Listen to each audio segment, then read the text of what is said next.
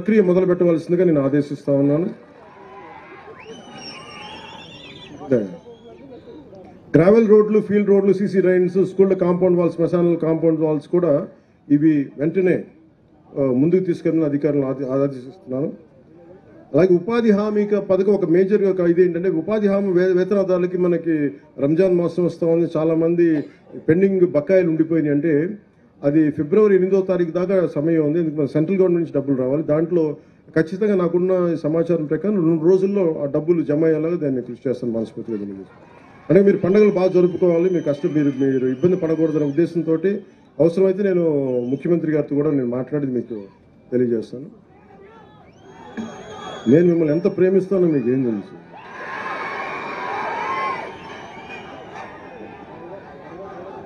అలాగే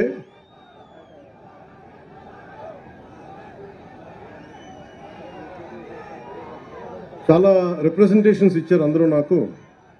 కొంతమంది మన తెలుగుదేశం పార్టీ నుంచి, మన బీజేపీ నుంచి, మన జనసేన నుంచి కూడా వచ్చారు. అలాగే రాయలసీమ మన సైఫ్ హసీనా బేగం గారు మీరు ఇచ్చారమ్మా. ఇది నేను పరిశీలించాను. ఇది నేను ఖచ్చితంగా మీకు దీని మీద మీరు ఇచ్చిన ఈ రిప్రజెంటేషన్ మీద ఖచ్చితంగా దీన్ని యాక్షన్ తీసుకుంటాను. మీరు ఇబ్బంది పడకండి. మీ కష్టాన్ని, మీ ఇబ్బందిని అర్థం చేసుకున్నాను. నాకు అందరూ బాగుండాలని కోరుకునేవాడిని. నేను చాలామందికి ఏముంటుందంటే భావన, నేను హిందూ ధర్మం గురించి మాట్లాడగానే మిగతా మతాలని అనేస్తాను అనుకుంటాను. నేను అట్లా అన్నాను. నేను అనేది ఏంటంటే, మన మతాన్ని, మన ధర్మాన్ని గౌరవించాలని కోరుకుంటాను తప్ప, అంటే మీరు పెద్ద మనసుతోటి హసీనా బేగం గారు మీరు రాసింది నాకు చాలా బాగా నచ్చింది. మీరు నన్ను నమ్మారు చూసారా. నేను కులాలకి మతాలకి అతీతం అండి. నేను కులాల్లో ఉన్న అసమానతలు, మతంలో సమానతలు కోరుకునేవాడిదే తప్ప అసమానతలు ఉండకూడదు, కులాల్లో మత ధర్మాల్లో సమానత ఉండాలని కోరుకునేవాడిని తప్ప ఏ ఒక్కరు కూడా ఇబ్బంది పడకూడదని మనస్ఫూర్తిగా ఆకాంక్షించేవాడిని. మనస్ఫూర్తిగా మీకు దీన్ని నీళ్ళు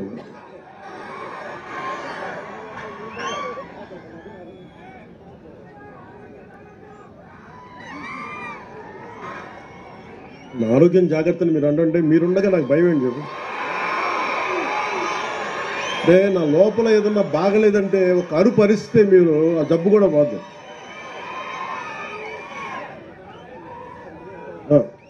అలాగే వాల్మీకి బోయ సంక్షేమ సంఘం నుంచి నాకు రిప్రజెంటేషన్ అందింది.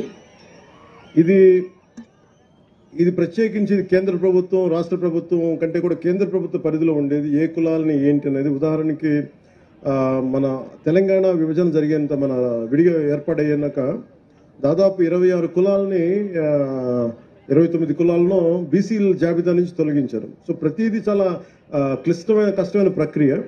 కానీ పదే నేను పోయినసారి వచ్చినప్పుడు కూడా వాల్మీకి బోయ సంక్షేమ సంఘం నాకు ఈ రిప్రజెంటేషన్ ఇచ్చారు. ఖచ్చితంగా దీన్ని గౌరవ ముఖ్యమంత్రి గారితో మాట్లాడి, క్యాబినెట్లో మాట్లాడి దీన్ని వారికి తెలియజేస్తాను మనస్ఫూర్తిగా మీకు తెలియజేసుకున్నాను.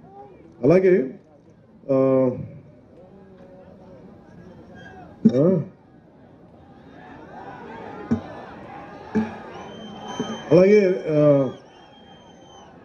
రెడ్డి సంఘం నాయకులు ఒక ప్రతిపాదన అడిగారు. అది ఆల్రెడీ ఉన్నదే.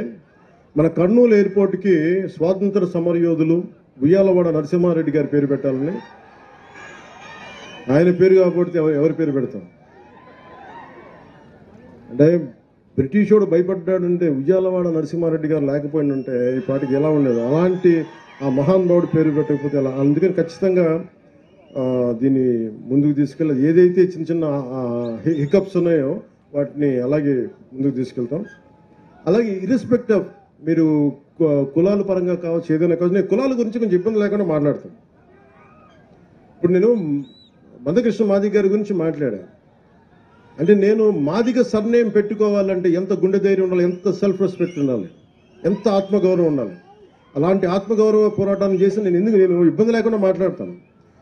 అలాంటిది నేను మాట్లాడుతాను. చాలా మందికి ఇబ్బందిగా ఉంటుంది. కొంతమంది రాజకీయ నాయకులు పవన్ కళ్యాణ్ ఎలా ఆయన కులాల గురించి మాట్లాడేస్తారంటే, నా జీవితంలో నేను ఎప్పుడు కులం పాటించలే, మతం పాటించలే, కానీ ధర్మాన్ని పాటిస్తాను. చాలా బలంగా ధర్మాన్ని పాటిస్తాను.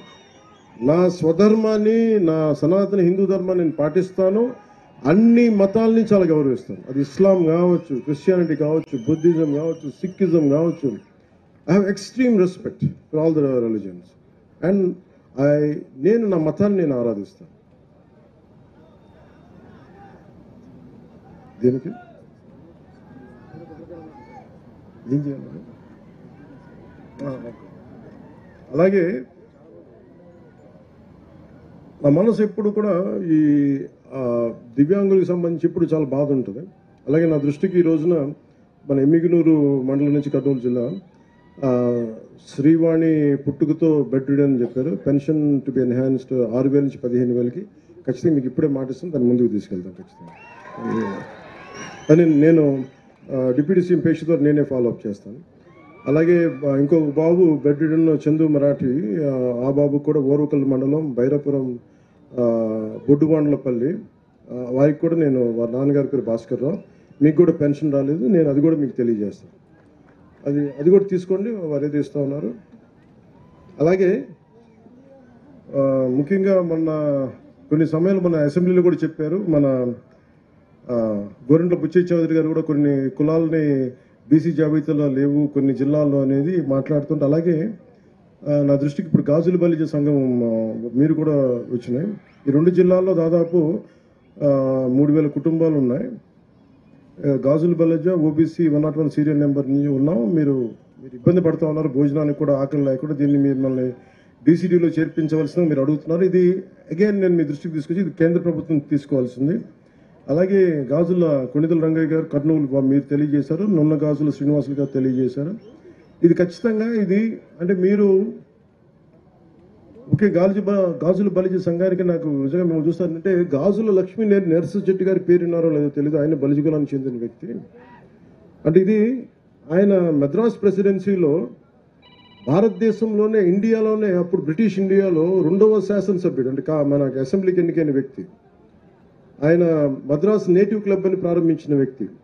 సో మీరు ఆయన ప్రేరణగా తీసుకోండి, మీరు ఖచ్చితంగా మీకు న్యాయం జరుగుద్ది.